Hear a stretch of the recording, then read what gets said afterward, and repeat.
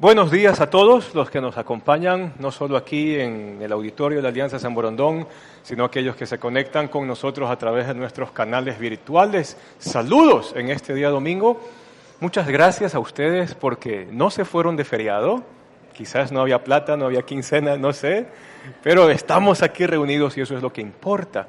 Hoy, si usted se da cuenta, tenemos una disposición diferente de nuestro escenario, porque queremos de alguna manera, y por lo menos un poquito de tiempo que dura esta conversación monólogo para usted, conversación con los que vamos a estar acá, pero queremos compartir con usted un poco de lo que se trata entender el partimiento del pan, la comida, dentro de una casa iglesia, dentro de la iglesia de Dios que se reúne semana a semana. Así que, por favor, preste atención. Esperamos que cada detalle, cada pregunta y cada cosita que vaya saliendo vaya respondiendo quizás dudas o incertidumbres que hay dentro de usted con respecto a este tema. Así que vamos esperando a que lleguen los hermanos, ¿les parece? Tienen que llegar a la casa, así que vamos a esperar a que lleguen poco a poco. En la iglesia de los Corintios había un gran problema que la gente no se esperaba. Aquí sí estamos esperando. ¿Ve? Llegaron. Elisa, hello. Israel, ¿qué fue? Hola, hermana María de Carmen. Omarcito. Hola, hermana Mónica. Hola. Omarcito. Ay, hermano Salvador, tomen asiento. Los otros se nos entraron por el corredor de la casa porque tenían que traer las cosas de comer. ¿Quién traía el refrigerio hoy día, por si acaso? ¿A quién le tocaba? A Melissa le tocaba A Melissa le tocaba el refrigerio, lo que vamos a compartir hoy. No hubo para encebollado hoy día. No, ese fue un de feriado.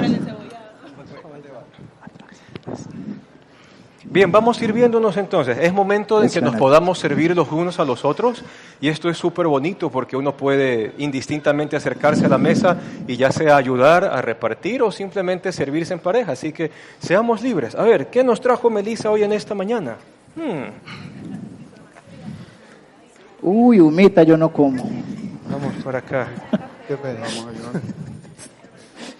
Y aunque parezca jocoso, dentro de una casa iglesia nos tenemos que preocupar porque todos nos sirvamos algo de comer. Usted acaba de ver un detalle aquí, Sergio no come, no le gusta la humita. Entonces ahí es bueno siempre llevar algo extra. Pero eso solo se conoce cuando usted sabe quién va y cuando usted conoce los gustos de las personas. Así que es momento de servirse, no tenga vergüenza, comamos.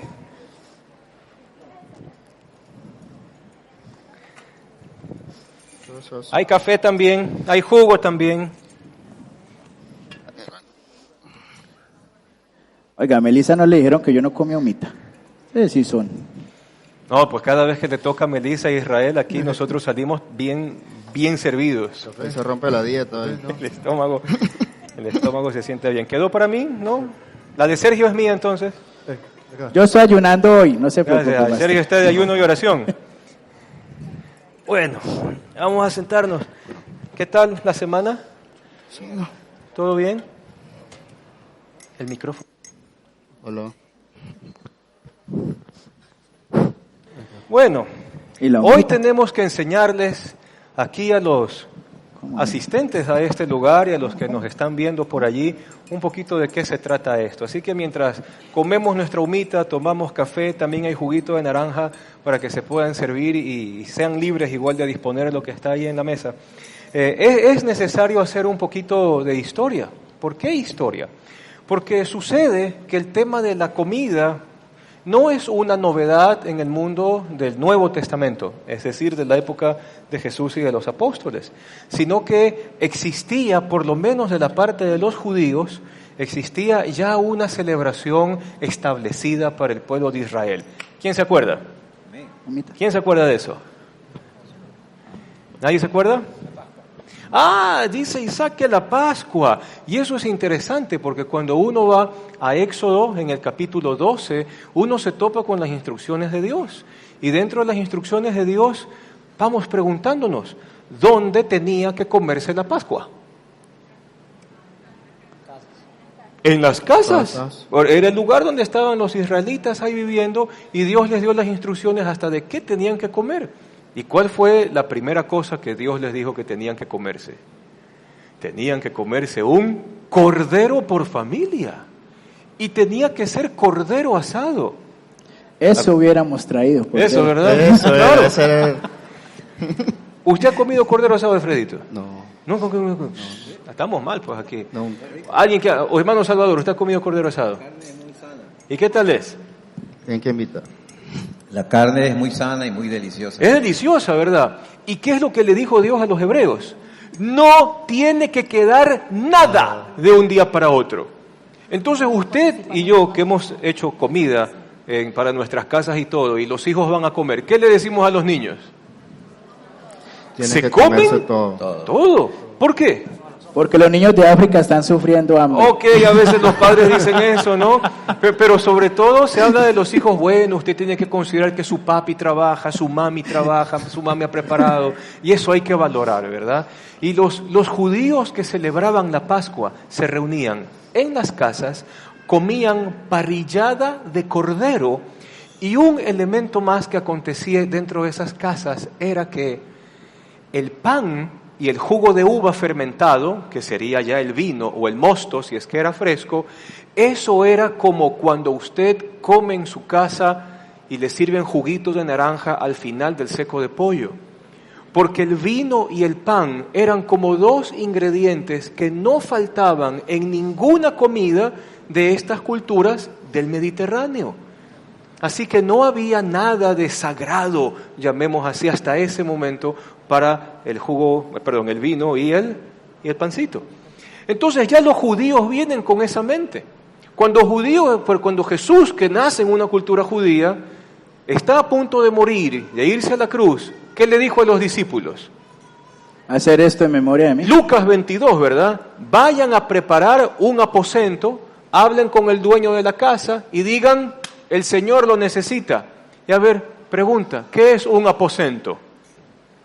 El lugar. Es una habitación. Es una habitación. Hermana Mónica, de una lo saca, no. Es una habitación dentro de una casa. Y dijo el Señor, vayan a preparar el aposento que el Señor ha pedido que se prepare. Y luego Jesús, si usted quiere revisar eso en sus casas, usted puede revisar Lucas 22, ya sea en su celular, en su tablet o donde sea, y si tiene Biblia, el libro también. Pero si usted lee Lucas 22, usted va a ver allí cómo Jesús comienza la comida diciendo, ¿cuánto he querido comer esta Pascua con ustedes? Tito, ¿Qué perdón. dice Sergio? Y específicamente donde dice que debemos de comer solamente pan y vino. Ya vamos para allá. Ahorita estamos explicando la parte judía y la parte de Jesús como judío. Ya sé, porque Ya falta ahí lo no otro. dice nada de humita. Espérese. Entonces Jesús dice, ¿cuánto yo he querido comer esta Pascua con ustedes? Y a ver, y si nos acordábamos, ¿dónde estaban las indicaciones de la Pascua? En Éxodo capítulo 12. ¿Y qué tenían que comer? ¿Cuál era la comida? ¿Se acuerdan? Cordero. Cordero asado. Y el pan y el vino y las hierbitas y el resto de cosas era parte de todo lo que se estaba sirviendo allí. ¿Dónde comieron en Egipto? En una casa, porque era la casa donde vivían los esclavos. Allí comieron la Pascua. Ahora Jesús está en una habitación. Y ahora Jesús les dice, he querido comer esta Pascua con ustedes con todo mi corazón. Jesús está aún triste de morir. Está aún triste de morir. Y en medio de eso, luego dice de que ellos están comiendo y en medio de la comida viene Jesús y dice, esta copa es el nuevo pacto en mi sangre. Ahora, vamos a hacer una pausa allí y ahora para irnos a lo que Sergio nos decía, ¿no? ¿Qué pasa en el mundo gentil? Los griegos y los romanos eran conocidos porque cada vez que se reunían para una ocasión especial, había todo un banquete. Eso es cultural. Para toda esta región del Imperio Romano era normal. Cada vez que había... A ver, ¿ustedes han ido a alguna reunión social? Díganme que ustedes sí tienen vida social. Sí. Ya, yo no tengo vida social, ustedes sí tienen vida social. Ya, ok. Y cuando nos invitan, Isaac, qué sé yo, una salida entre panas y entre amigos, ¿cuántas pizzas se piden? 5 pizzas. Y si están en promoción de 2 por 1, se hacen 10. ¿Ya?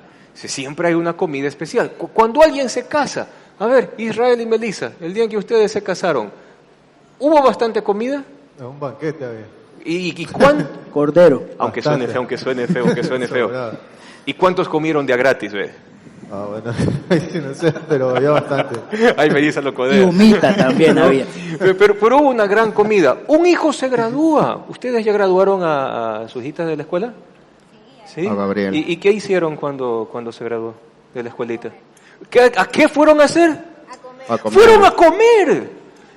Y sucede que nosotros los guayacos, o por lo menos los ecuatorianos, los latinoamericanos, cada vez que hacemos algo, siempre tenemos comida. Así que de alguna u otra forma, usted y yo nos parecemos un poquito a aquella época del Imperio Romano en el siglo I. Cada vez que celebramos algo especial tenemos comida. Arroz y menestra. Tenemos comida. Entonces, ahora, nosotros porque estamos en la mañana, no tenemos humitas, tenemos café, juguito, nos olvidamos el choripán para Sergio, bueno, ya, así uno siempre tiene que caer.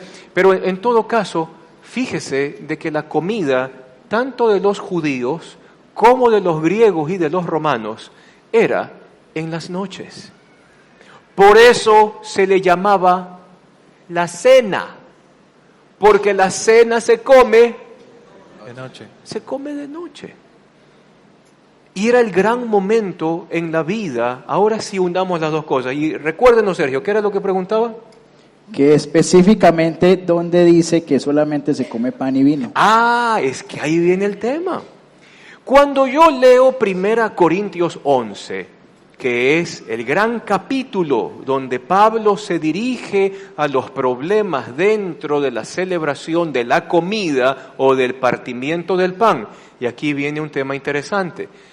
En Hechos capítulo 2, por si acaso, es donde se dice de que en la iglesia que se reunía en las casas, donde la iglesia de casa en casa perseveraba en la doctrina de los apóstoles, perseveraba en la oración y luego dice perseveraban en el partimiento del pan. Así que si queremos hablar en términos oficiales, deberíamos llamarle a este tiempo el tiempo de partir. El partimiento del pan. El partimiento del pan. Exactamente. Porque había una comida donde todos en algún momento participaban. Y como era propio de estas culturas tener el pancito, vamos a manejar ejemplos que son conocidos para ustedes. ¿Usted alguna vez ha comido tortilla de huevos? ¿Sí? ¿Verdad? ¿Le sale bien? Es rico, ¿no?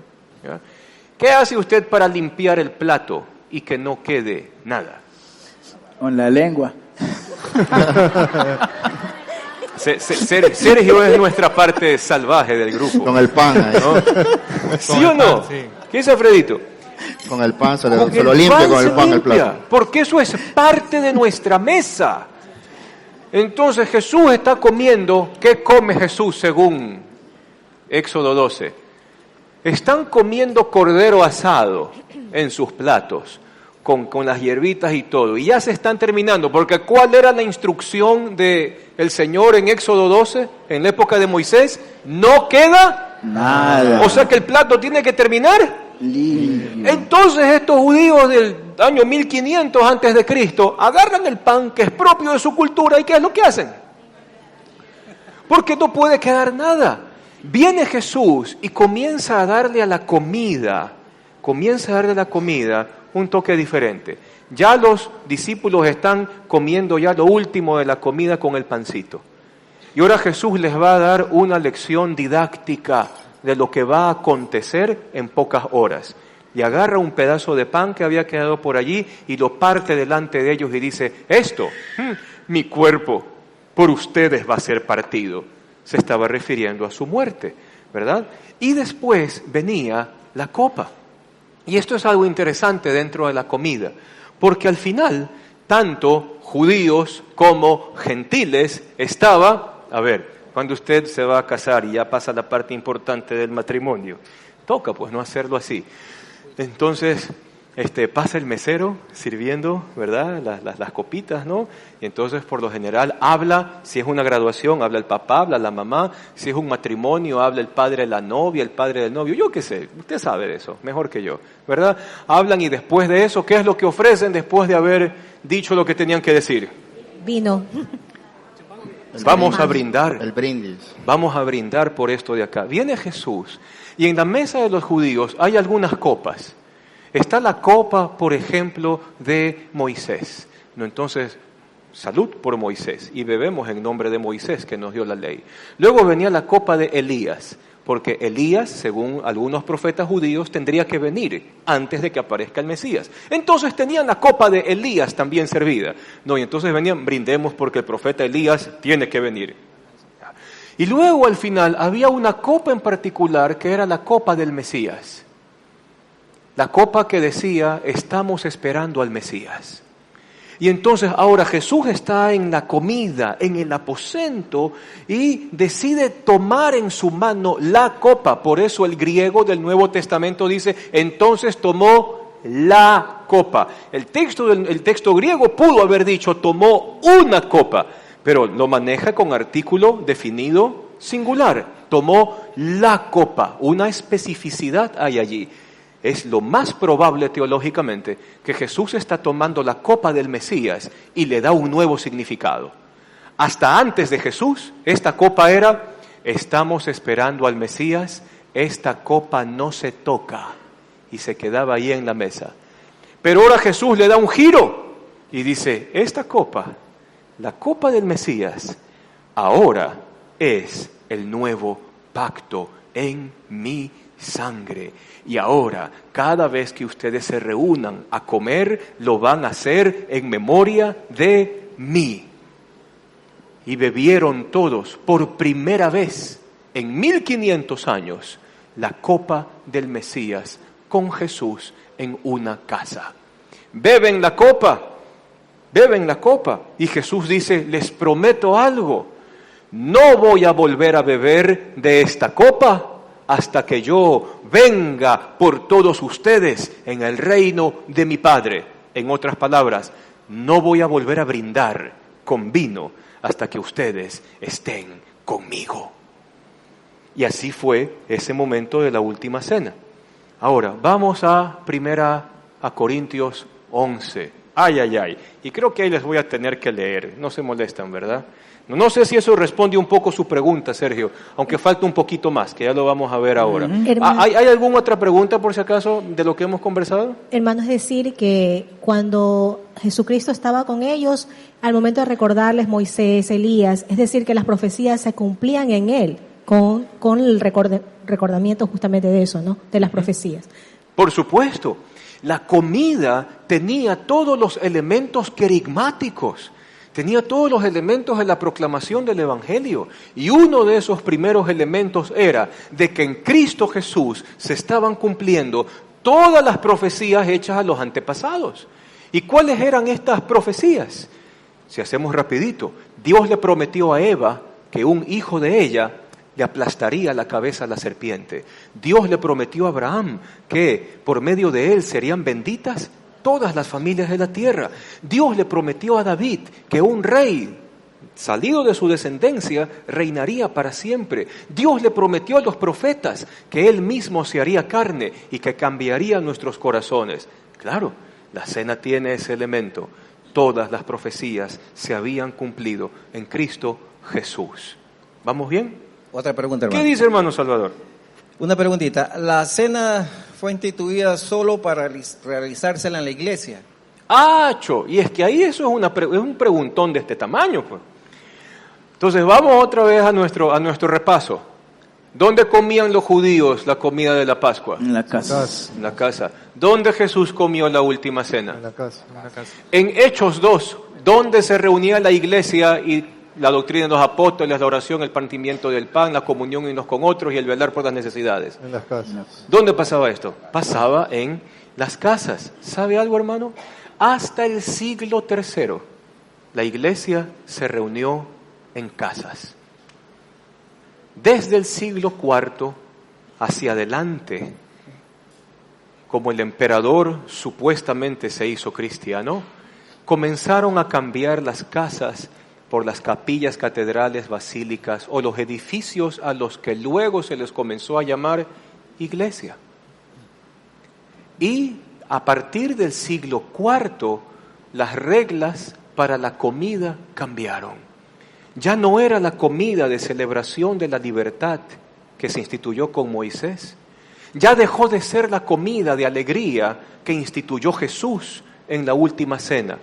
Entonces comenzaron poquito a poquito a cambiar ciertos temas. Por ejemplo, ya en la comida, porque en los pocos lugares donde aún habían comida, especialmente los monasterios, comenzaron a decir: durante el tiempo de comida no se habla.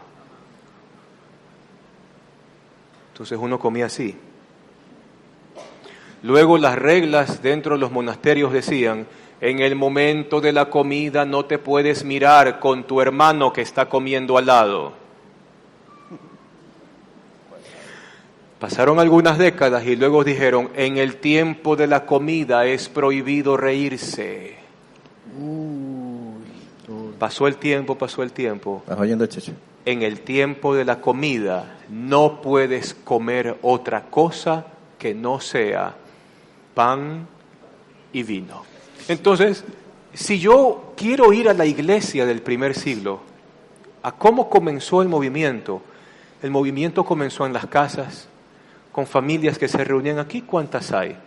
Bueno, aquí está Isaac por su cuenta. Tenemos aquí una familia, aquí hay otra familia. Marquitos está por otro lado y vamos a orar por él. Hoy no pudo venir Claudia Janet. Y hay algunas familias aquí, donde la edad no importa. Porque la idea de la iglesia era unir familias y compartir en una comida donde todos disfrutemos. De eso se trataba. Y una comida donde Jesús, el Señor, era el centro de nuestra conversación, vida y dinámica. Siempre fue una comida en las casas. Hasta que luego llegamos, ¿no? Y usted le puede recordar un poquito a su cabeza de que esto pertenece, sí, a la historia de la Iglesia Católica Romana de Occidente, que igual es parte de nuestra historia, pero luego sale la Iglesia Protestante, allá en el siglo XVI, con Martín Lutero. Si usted por ahí se acuerda un poquito, ¿verdad? Ya mismo en octubre vamos a celebrar otro año más de Reforma. Pero uno de los temas que quedó en la Reforma sin respuesta, porque simplemente no se sentaron a pensar eso, es ¿qué hacemos con el servicio de comer el pan o beber la copa? Y lo que hizo el protestantismo fue copiar ciertos elementos del mundo católico romano y sigue igual. Entonces, y otro que me olvidaba, cuando los del monasterio comenzaron a poner reglas: no te rías, no mires al de al lado, no hay comida, no converses, solo es pan, solo es vino y nada más. Esta gente instituye otras cosas más. Por ejemplo, solo pueden participar de la comida los bautizados. ¿Se imaginan? ¿Qué decías, Israel? Ahí en esa época también nació el tema de que solo se lo hace un domingo al mes, el primer domingo del mes, el tema de la cena. Ajá. En esa, porque hasta ahora, al menos de lo que leímos en Hechos, de que partían y se reunían en las casas, parecía que lo hacían varias veces, que no lo hacían una sola vez. Así es. Porque igual me parece que es como una reunión de hermanos, o sea, siempre nos queremos reunir, siempre queremos estar juntos, siempre queremos comer juntos, adorar a Dios juntos. Entonces, no lo iban a limitar una vez al mes, nos vemos y nos vemos el siguiente mes. Exactamente. Entonces, me imagino que en esa época nació ese tema de hacerlo una vez, un domingo al mes, el primer domingo del mes. Así ve. Bien, gracias por la imagen. Porque es una comida entre hermanos. Es como cuando usted se reúne con su familia. ¿Usted aprovechó el feriado para reunirse con su familia? No aprovechó el feriado para reunirse con... No solamente hablo con ustedes también. ¿Aprovechó el feriado para reunirse con su familia? Ya, por lo menos los nucleares de su casa se fueron a comer afuera para que nadie tenga que ensuciar platos en la casa. Un día por lo menos. Salchipapa, dice Isaac, por lo menos. Ya, ok. Pero ese es el punto. Era una comida entre hermanos. Y ahora que me acuerdo, Jesús le dijo a los discípulos en esa última cena, ya no los voy a llamar siervos, los voy a llamar mis amigos, porque el siervo no sabe lo que hace su Señor, pero yo a ustedes les he dicho todas las cosas, ustedes son mis amigos. Entonces Jesús comienza a perfilar la comida como una comida de hermanos, de familia que se ama. Es una comida de amigos, donde podemos estar juntos y compartir. Ahora, Israel decía algo interesante, ¿no? Hechos es donde está la evidencia a lo que principalmente Israel dice. Porque dice el libro de Hechos que se reunían el primer día de la semana. Por lo menos, una vez por semana se reunían. ¿Y cómo era la reunión de la iglesia una vez por semana? Comían juntos, aprendían juntos, oraban juntos, estaban juntos. Ahora, le voy a dar, pero es para que lo maneje con cuidado y ustedes también. Cuando los greco-romanos y los judíos se reunían a comer este banquete, podían estar 3-4 horas en la misma casa, sin ningún problema, porque era un día esperado, el día en que se reunía la gente para celebrar la obra de Dios en medio nuestro. ¿Vamos bien hasta allí? Tito, ¿Qué dice Omar? o sea, yo entiendo que la Cena del Señor es especial, ¿no? Es un momento de recordar lo que hizo Cristo y todo, pero de lo que te estoy entendiendo, hay una parte que sí la podemos, como una comida entre amigos, ¿no? Le quita ese de lo que yo viví como en mi iglesia hace años. Era como un lugar que tenía que ir bien vestido, ir santo, ir preparado para poder participar de la cena, ¿no?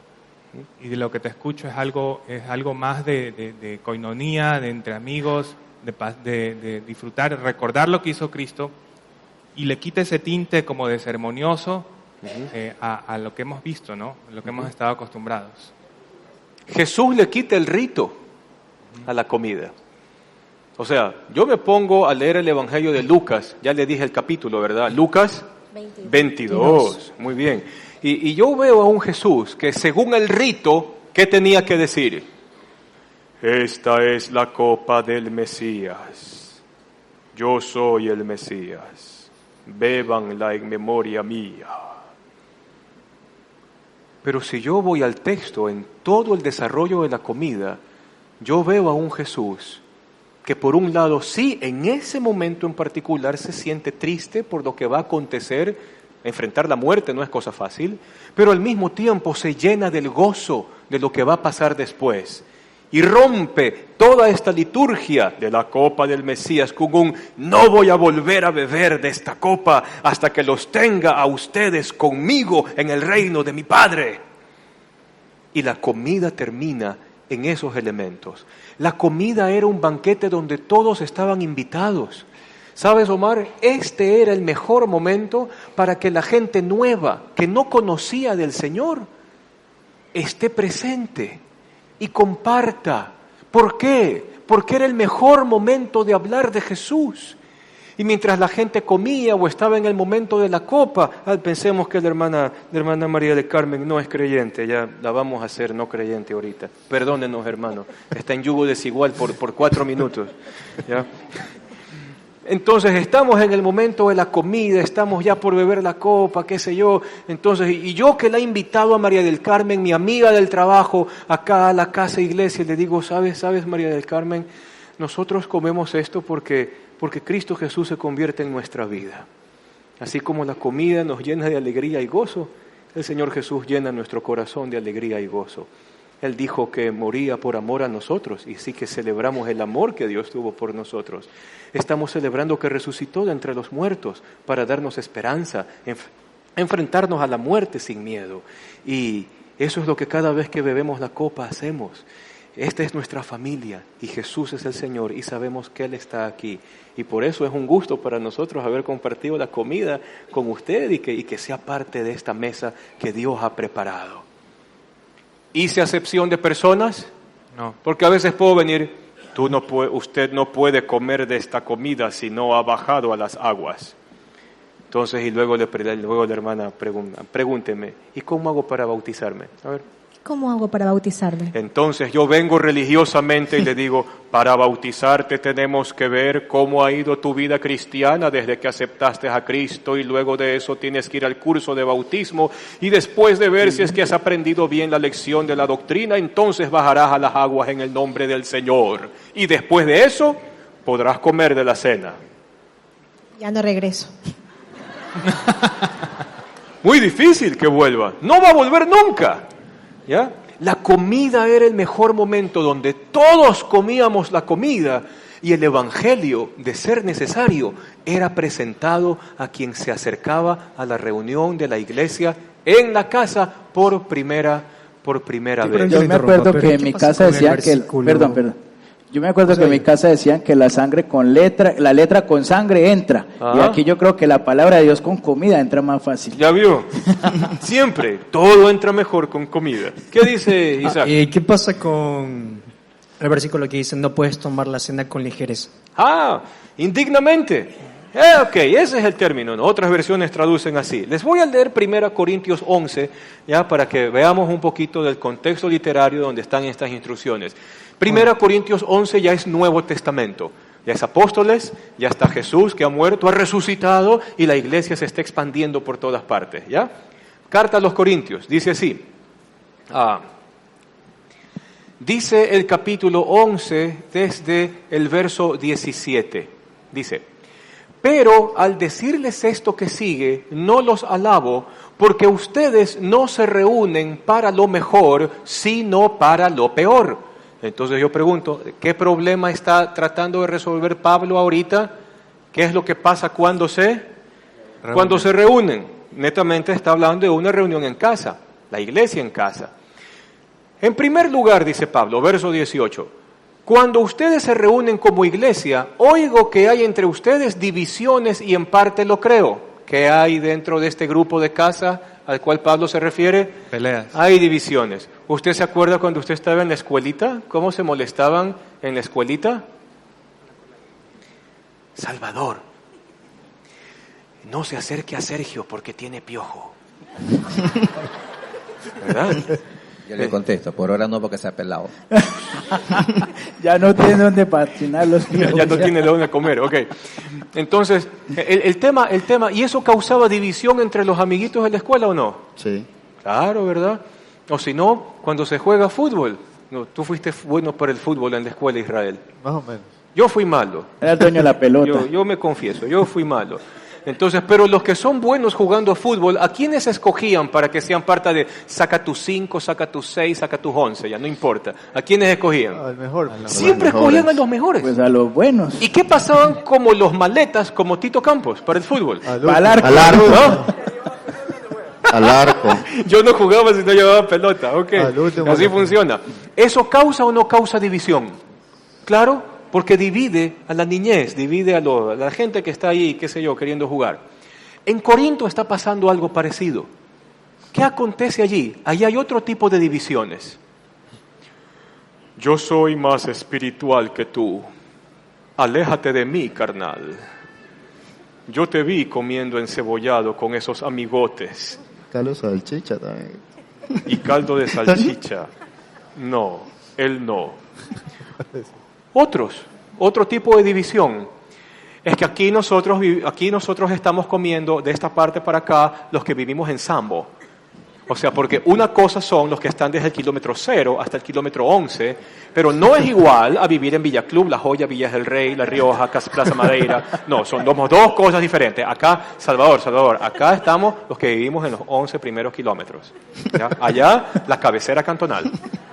¿Ya? Entonces, Pablo, ¿qué está diciendo? Por eso limpiamos el plato. Por eso limpiamos el plato. Exacto. Con pan. Entonces, ¿qué dice Pablo? Cada vez que ustedes se reúnen, ustedes se están reuniendo para lo peor. Porque cuando se reúnen, hay divisiones entre ustedes. Están haciendo acepción de personas.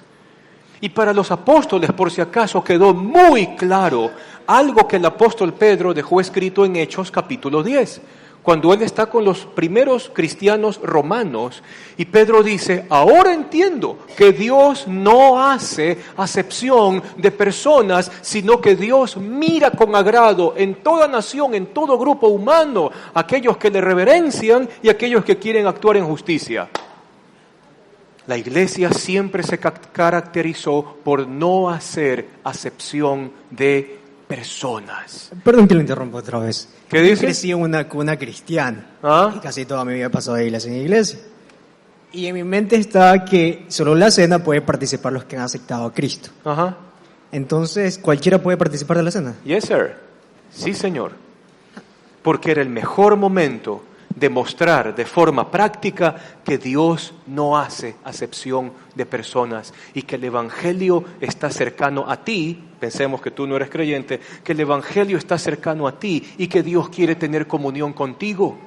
Porque la comida es como cuando usted tiene visitas en la casa. ¿Quiénes son los únicos que entran a la cocina? Los anfitriones. Solo los que usted confía más. ¿Sí o no? ¿Usted tiene comedor auxiliar dentro de su cocina? Así sean 2 sillitas y un mesón, no importa. ¿Quién entra allí?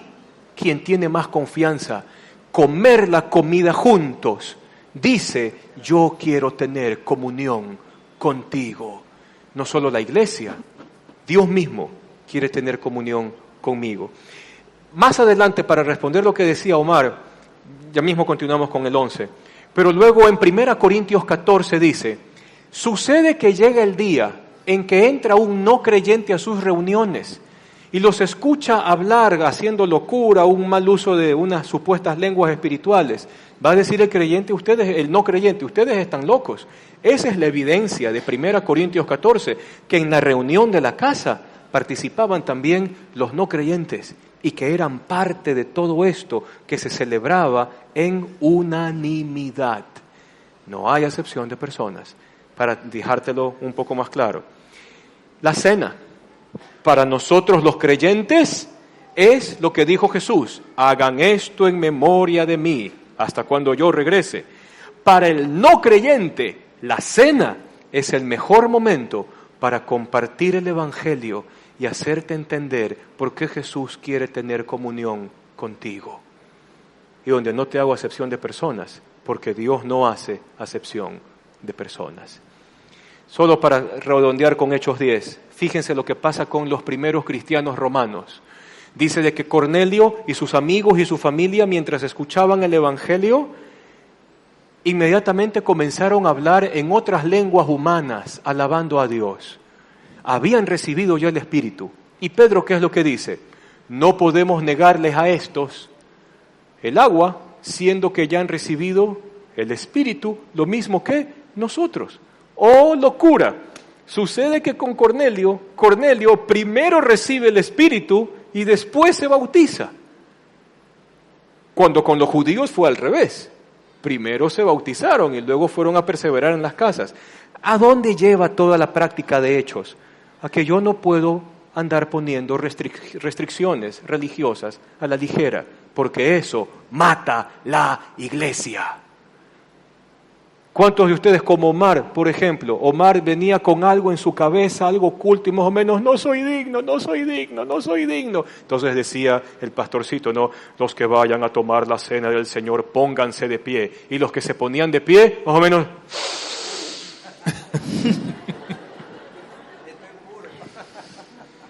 ¿Y los que no se ponían de pie? Chuta, que ni los vean. ¿Cómo que? Que ni los vean. Y entonces pasa alguien por allí con el pan, con el vino, si no tienen que desfilar por el corredor para tener el tiempo de comunión, como lo quieran llamar, ¿verdad? Y entonces mientras va pasando, ¿no? Y luego va regresando, va viendo la gente, el fulano no tomó la cena. ¿En qué andará, verdad? Mira, no pasó al corredor a recibir la comunión. ¿Qué pecado inconfeso tendrá? Y es el que canta en la iglesia. Y ese es el que canta en la iglesia, peor todavía. Entonces, déjeme terminar con 1 Corintios 11, que es donde estábamos leyendo. Dice, Dice, cuando ustedes se reúnen, entre ustedes hay divisiones y en parte lo creo, porque es preciso que entre ustedes hayan disensiones para que se hagan manifiestos entre ustedes los que son aprobados. Cuando ustedes se reúnen, esto no es para comer la cena del Señor, porque al comer cada uno se adelanta a tomar su propia cena, y uno tiene hambre y otro se embriaga, pues que no tenéis casas en que comáis y bebáis. ¿Y qué era lo que pasaba? Algo que pasaba en la cultura de los corintios es que a esa gente le gustaba comer, por no decir tragar. Y los griegos, especialmente los corintios, o también los adoradores de Baco o Dionisio, que eran unos dioses greco-romanos que habían por allí, tenían una costumbre. ¿Cuál era? La humita está buena. Dale, se acababa la huma. Entonces venía Sergio más luego y Sergio traía encebollado. Pero entonces yo ya estaba lleno con la humita. Era costumbre de los greco-romanos, especialmente los de Corinto, tener un cántaro cerca de la mesita donde las personas podían devolver todo lo que habían comido, vaciarse el estómago para ahora comer el encebollado que traía Sergio. Y después de que comían, pensemos que Salvador llegaba con la hermana María del Carmen y ellos traían, hermano, es que hoy día hicimos una comida especial en la casa y trajimos guatita. Y todos sabemos aquí que la guatita de la hermana María del Carmen es brutal. Entonces, ¿qué hacían los greco-romanos de Corinto? Volvían a agarrar el cantarito y decían, no importa que aquí hay espacio, revuelve la comida. Otra vez, se vaciaba el estómago y comíamos esto. Esto era costumbre de estas culturas. Claro, una cultura malsana en ese respectivo contexto. Pero, ¿qué dice Pablo? Ustedes se están reuniendo para lo peor, porque se están comiendo la comida con gula, en demasía. ¿Qué más dice más adelante? ¿No tienen casa para que coman o beban? ¿Menosprecian la iglesia de Dios? ¿Y cómo están menospreciando la iglesia de Dios? Porque cuando estos de aquí arrasaban con todo, si un hermano llegaba tarde, se quedaba sin comida, se quedaba sin disfrutar, no se esperaban. Los ricos, que por lo general muchos de ellos no trabajaban como un artesano o un esclavo o un liberto, llegaban más temprano y entonces entre ellos se comían la comida. Llegaban los que salen marcando tarjeta a las 6 de la tarde, un poquito más tarde, y nadie los esperaba con comida. Para Pablo ese era un problema, y a eso se refiere con comer la cena del Señor indignamente. ¿Qué es comer la cena del Señor indignamente? De que yo no he considerado en amor a mi hermano, no lo he esperado, no lo he atendido. Comió un caldo de salchicha, no es espiritual. He hecho acepción de personas con él. Eso es tomar la cena del Señor de forma indigna. O en otras palabras, eso es comer de forma indigna lo que acontecía en las casas. ¿Sí me hago entender? Ahora, si hubiese algún tema, de algún tema no resuelto en el corazón, más o menos, Señor, he pecado alguna cosa, ¿cuál es la respuesta para eso? No comas. ¿Eso es la respuesta? No. ¿Cuál es la mejor respuesta? Ven, recordemos el Evangelio, porque el Evangelio dice que tenemos perdón de pecados en su nombre cuando creemos en Él. Problema resuelto.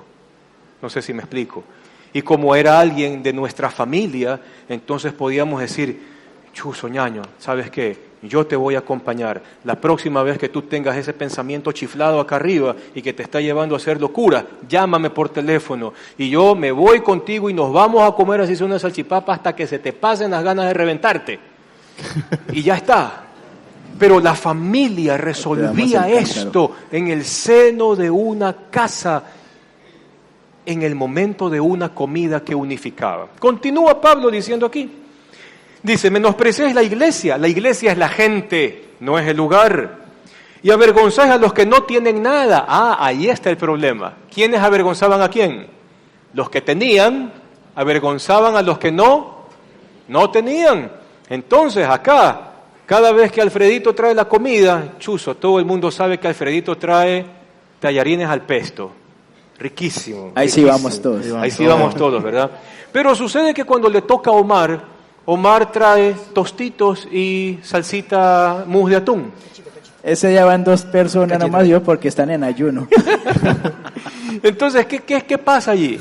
Entonces, cuando sabían en Corinto, ¿no?, de que Alfredo le tocaba la comida, entonces, comamos rapidito, que estos fideos están buenos. El que no llegó se la perdió. Y cuando venía la gente que no tenía mucho, quizás en nuestro ejemplo, como Omar, entonces más o menos, trajo otra vez tostitos con mousse de atún. Bueno, cómanse ustedes eso, ¿ya? Acá nosotros ya comimos. Eso era avergonzar a los que no tienen nada, según el verso 22. Y dice Pablo, en esto no os alabo. Y continúa. Ahora, su gran error y el mío es que cuando leemos el verso 23, nosotros nos dejamos llevar aquí por un subtítulo que dice la cena del Señor. Entonces pensamos que esto que pasa acá no tiene nada que ver con lo que Pablo dice acá. Pero Pablo se sigue dirigiendo al mismo problema. Y entonces Pablo dice, yo recibí del Señor lo que también les he enseñado, que el Señor Jesús la noche que fue entregado tomó pan, y habiendo dado gracias lo partió y dijo, tomad, comed, esto es mi cuerpo que por vosotros es partido, haced esto en memoria de mí. Asimismo tomó también la copa después de haber cenado diciendo, esta copa es el nuevo pacto en mi sangre, haced esto todas las veces que la bebiereis en memoria de mí. Ahora viene el comentario de Pablo, así pues, todas las veces que ustedes comen este pan y beben esta copa, ustedes anuncian ¿qué cosa? La muerte del Señor hasta que Él venga. Ahora espérese, ¿no le surge una pregunta con esa última línea?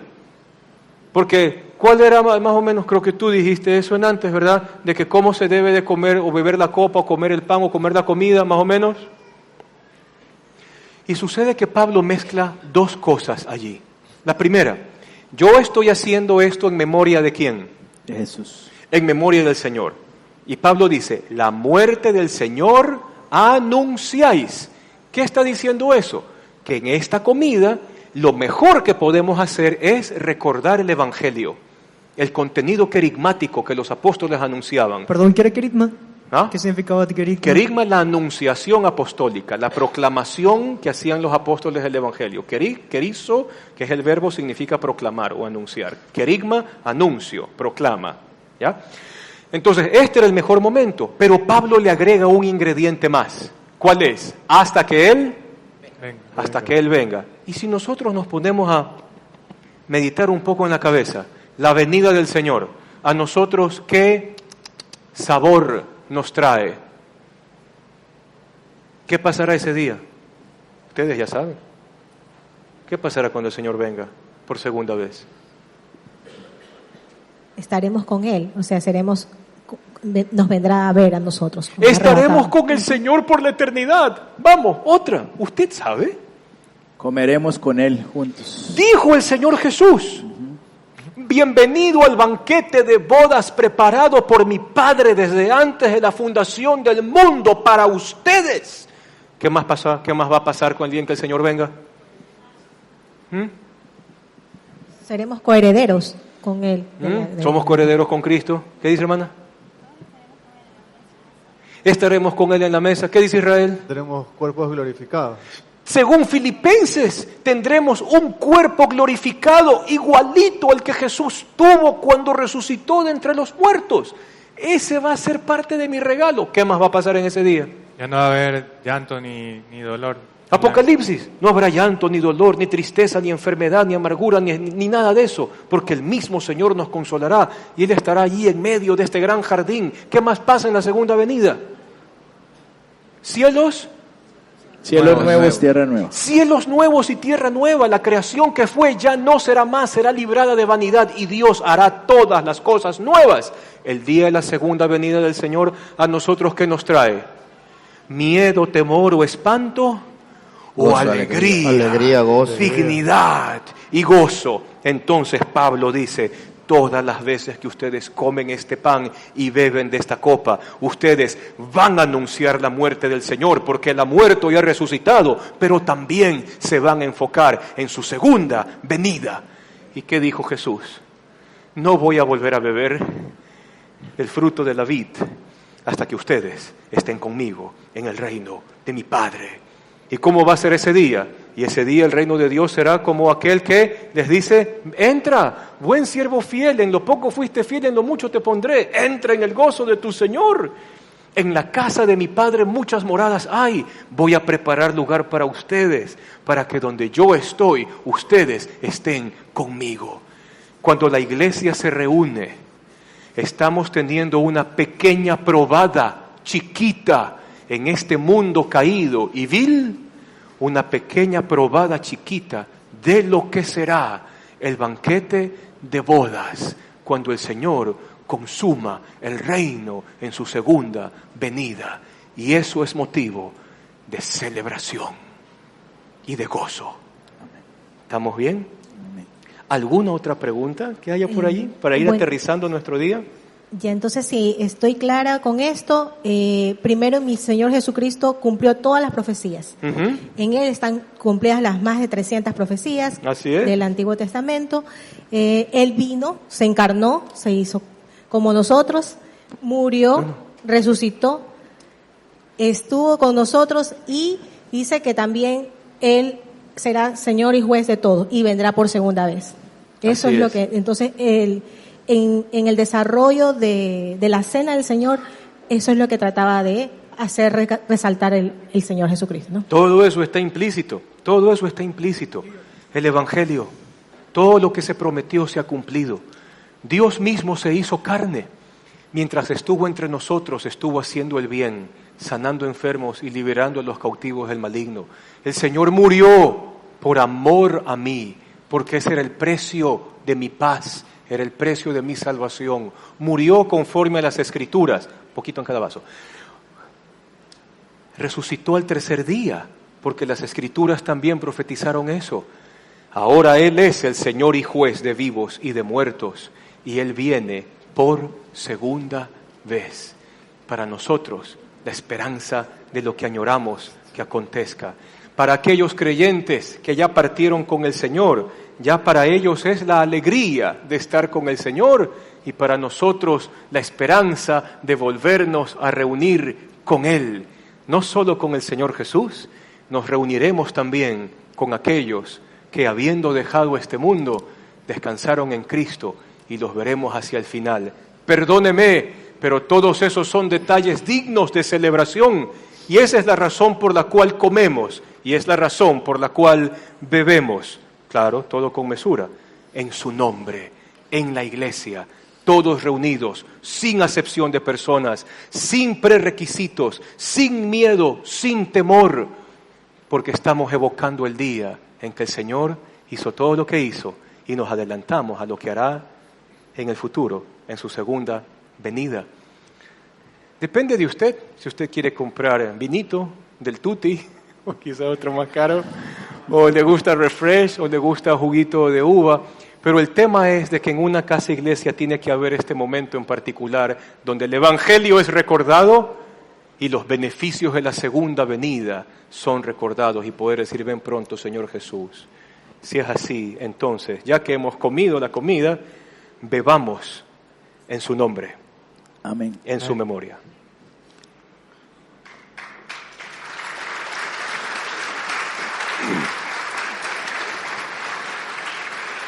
Y vamos a orar, porque tenemos que orar. Hechos 2 dice de que oraban juntos y tenían comunión unos con otros y partían el pan, y esto era un combo gigante. Así que vamos a orar un ratito. Vamos a orar por nuestro hermano Marquitos, que está con su salud allí levantándose día a día. Hoy creo que son los comicios en Venezuela, así es, ¿verdad? Vamos a orar por esta nación, que Dios los ayude, y oremos también por nosotros, que Dios nos guíe a cuidar gente, que Dios nos guíe a compartir la comida y la cena con la gente sin restricción alguna, porque es la mejor forma de compartir el Evangelio. Oremos. Te damos gracias, Señor, en esta mañana y tarde, porque nos permites reunirnos como familia en nuestras casas, porque permites solidificarnos como hermanos, como iglesia, porque nos permites disfrutar de tu bendición y de la provisión. Gracias, Señor, porque qué mejor cosa que relacionar tu provisión y la abundancia de pan, la abundancia de comida, con las grandes bendiciones que hemos recibido de ti. Como decía la hermana María del Carmen, tú eres el cumplimiento de toda esperanza, promesa, profecía hecha, donde lo prometido y profetizado era tu plan para rescatarnos. Gracias, Señor, porque te hiciste como nosotros para entendernos y comprendernos y saber cómo pensamos, sentimos y enfrentamos la vida. Gracias, Señor, porque moriste por amor a nosotros, para darnos vida nueva, para comenzar borrón y cuenta nueva con nuestro corazón. Moriste para darnos un corazón nuevo, con nuevas virtudes, con nuevos frutos. Resucitaste para darnos la esperanza de que la muerte para ninguno de nosotros es la última página de nuestra historia. Es el comienzo de la eternidad, pero junto a ti. Gracias, Señor, porque tú eres el Señor de nuestra vida, el Salvador de nuestra vida, el juez justo que ha determinado perdonar nuestra vida. Y al mismo tiempo, gracias, Señor, porque vienes por segunda vez y renovarás todas las cosas. Resucitaremos junto a ti, disfrutaremos de cielo nuevo y tierra nueva. Será el triunfo del Dios eterno sobre el caos que comenzó tiempo atrás. Gracias por ello. Y en esta confianza que tu evangelio nos trae, oramos por nuestro hermano Marquitos, que está con su salud día a día, haciendo todo para recuperarse y sentirse bien.